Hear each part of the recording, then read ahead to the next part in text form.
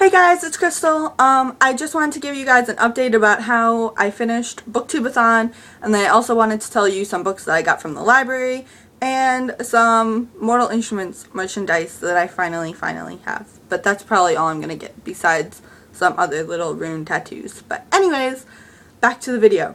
So, first order of business, how I did on Booktubeathon. I completed every single goal, and I was over the page count. So I was really proud of myself that I did everything. So for the first book that I read, I have my little numbers here. The first book that I read was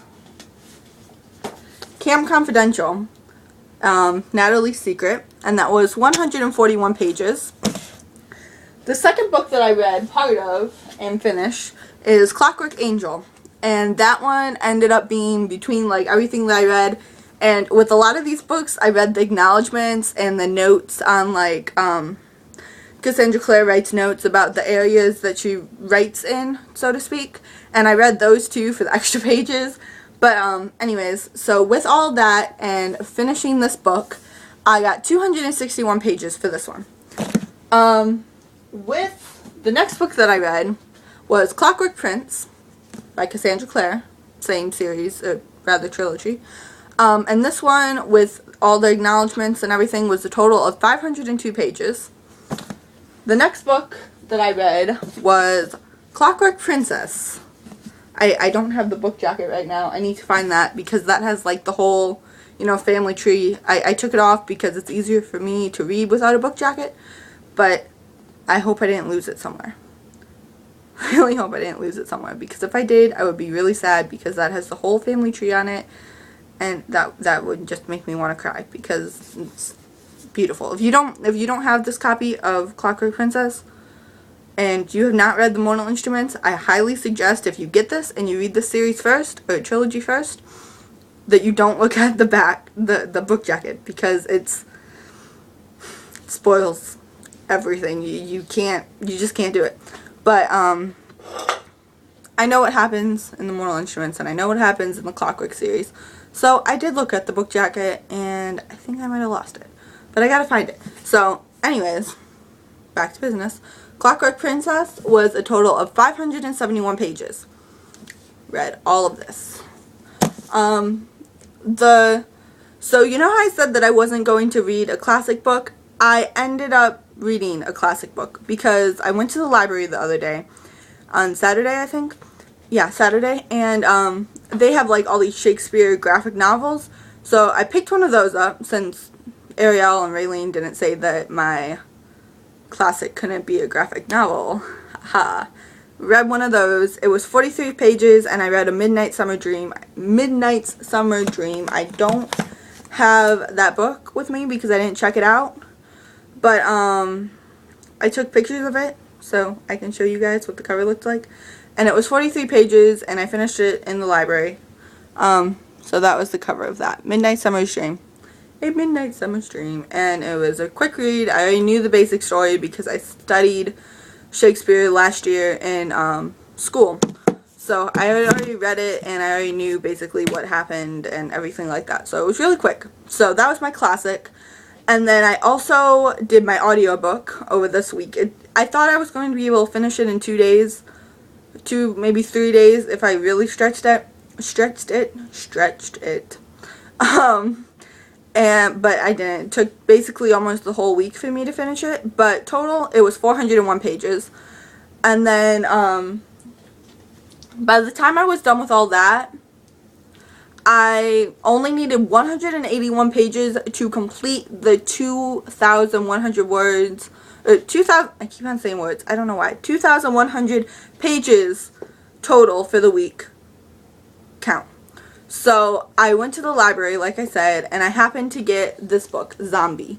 And this one, I think, is called Underground. It's part of a series that I don't think I'm going to read because I didn't really like this book all that much. Like, it was okay, but it wasn't anything to be desired. And it certainly wasn't something to pay $14.99 for. So, because I was curious about reading the first one, but I didn't want to get it and pay like $8 for the soft copy or $14.99 for the hard copy if I wasn't going to like it. And I'm really glad that I didn't pay that. But some people are into zombie stuff, but I'm not. But it was really pretty, and it had a lot of pictures. I don't know how well you can see them, but it had a lot of pictures. But this just so happened to be the exact amount of pages that I needed to finish the 2,100 page count. So it was exactly 181 pages. I did include the pictures, but they're pages and you still have to look at them, and a lot of them had backs. So 181 pages counted. So I reached it. I got the count, finished that, and then I went on because I just felt like reading some more and I wasn't ready to give it up. And there was one more sprint. Oh, that's the other thing. During the couple days that I didn't make update videos for you guys, I did a lot of those reading sprints that they were putting up on the BookTubeathon Twitter page, and I tried to do the very last one, and I had to work, so I couldn't really, like, I tried to do some things in between in like my job, but I couldn't. So I didn't get very far. I was going to try and get at least halfway through this because it was an hour sprint. So I could have very easily gotten halfway through it if I was just sitting on my bed and I could just sit down and read. But I couldn't do that because I was out pretty much all day, and I was honestly amazed with myself that I finished Zombie. Because I had such high hopes to get over that word count, like way over it, but I didn't get there, but that's okay. But anyways, at the end of the night, I started Die For Me by Amy Plum, and it's good so far. I like it. A couple of my friends were trying to get me to read the series. It's a series, I think. It might be a trilogy. I don't know. But they were trying to get me to read this all during last school year, and I didn't want to because I thought the cover looked kind of gross and sounded like really depressing. Like, Die For Me, why is it called that? But anyways, now I kind of get it. But I got 49 pages into this book at the end of, yes, last night. So that brings up my total oh my goodness, I cannot talk today. Total number of pages to 2,149. So I was very proud of myself with that. I'm amazed that I completed all the challenges as well. I did all of them, and I did the over 500 pages, rereading, completing a series or a trilogy, getting that average 300 page a day, reading a classic, and what was the other one? Oh, I'm reading a book that's been on your shelf the longest, and I was able to combine a lot of those, so that also completed the bonus challenge. So I was really proud of myself.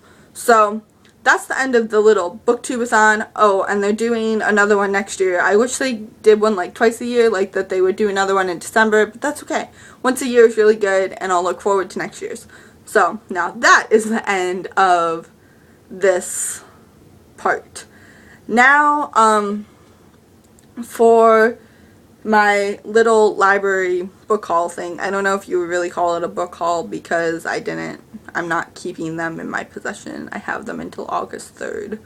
But, anyways, so I went to the library and I was feeling all motivated because I was reading a lot and everything like that. So I got a whole big stack of books. And I just wanted to tell you a little bit about them and tell you why I got them and everything like that. So these two, I don't know, these two that I read in the BookTubeathon, or this one that I'm currently reading, I got from the library. This zombie was about a girl who became a zombie, but she still had consciousness, and she became part of this group of zombies who still had consciousness, and these people were trying to do experiments on them, and her teacher was one of them, and I don't know, it was kind of a little bit confusing, and I think that's why I didn't like it as much. But that was a very quick read for me.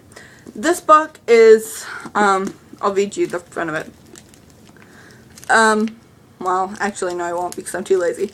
But basically they were, the main character, whose name was Kate, and her sister Georgia were orphans. And then they moved to Paris because that was where her grandparents lived. And then she meets this guy named Vincent, and he's mysterious and nobody knows him and all that kind of stuff. But apparently he's no normal human. He has a terrifying destiny, one that puts his life at risk every day. He also has enemies, immortal murderous enemies, who are determined to destroy him and all of his kind. So, that's this book. But, looks interesting enough, I guess. I'm just kind of hesitant to read it, only because of how my friends were so adamant about it, and I continue not to really want to read it. But I don't know. But I also, if I do like that one by the end of that one, and I just can't wait to get the next one, I borrowed the second book in the series or trilogy, whichever one it is, and that one is Until I Die by Amy Plum. The next book that I got was The Other Normals by Ned Vinzati. I don't know. Try and pronounce that if you can. But, this one was basically just about, like, a nerdy boy, and he feels like he'll never be popular, and he's never comfortable in his own skin, and stuff like that. And then he goes to camp, and he meets all these people, and he suddenly becomes, like, this popular, like, sexy babe at his school, and everybody likes him, and everybody wants to be with him, and everything like that. So, then he meets the other normals, which are the popular kids. But, like I said, when I was on vacation, I bought, another one of Ned's books, and it's kind of a funny story, and I really, really enjoyed it, so I thought that I would pick up this. The only thing that I don't like about this, and it's kind of funny, it's kind of a funny story, is that they were really quick reads for me, and they only took me a couple of days. So that's why I didn't really want to buy this book, because I didn't want to buy a book and know that I might not read it again, and it's a quick read. So I just got it from the library, and I'll read it, and hopefully I'll like it. The next book that I got was Daughter of Smoke and Bone by Laini Taylor. And this book I tried to read when I was in school. And I couldn't really get through it, and I couldn't really grasp the concept.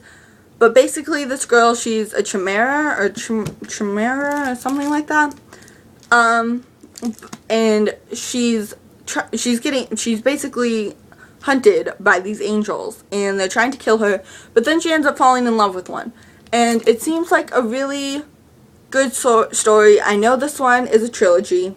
The second book is out. I haven't gotten it yet, and I'm not sure if I'm going to read it, because if I can't get into this book still again, then I probably won't read the second one or the third one. So, that's that. The next book that I got, sorry, this is going to be kind of a long video, is Leviathan by Scott Westerfield. When I picked up this book, I had heard many, many good things about it, and it's just like a World War I, like robot machine type thing. And normally I don't really like books like that, but I thought I would give it a try. But I was flipping through it, and I looked in the back, and you see the ugliest, prettiest specials extras. Totally did not click in my brain until I saw that Scott Westerfield was the same author who wrote this. So, I don't know how he got from mechanical robots and war epicness to this pretty New World drama. I don't even know how to describe, but I'm hoping, because I like the Ugly series so much, and I didn't get to finish this, by the way, that was one of my goals, but because I like the Ugly series so much so far, I thought I would pick up, well, like I said, I didn't really know that he was the same author, but I thought I would pick this one up because it looked interesting, but now I'm really, really interested to read it because it is Scott Westerfield, and I like his writing. And the last book that I picked up was The Raven Boys by Maggie Stedfire? What? I don't know how to pronounce her name. But basically this is about a girl, and everybody says the Raven Boys are bad news, and they're just a group of guys who go to this one school, and they are kind of made fun of a lot, and they think that they're bad boys, and you're not supposed to hang out with them, and everything like that. So that is that, and I've heard very good things about this book, so I thought I would pick it up and read it. So, for my last little section of this video, I wanted to tell you and share with you what I got from Books A Million the other day, because I went there and I had a $5 off coupon, so, or like a free $5 or whatever, so I wanted to get a book. But usually I get their clearance books, and there was nothing there that I really like loved.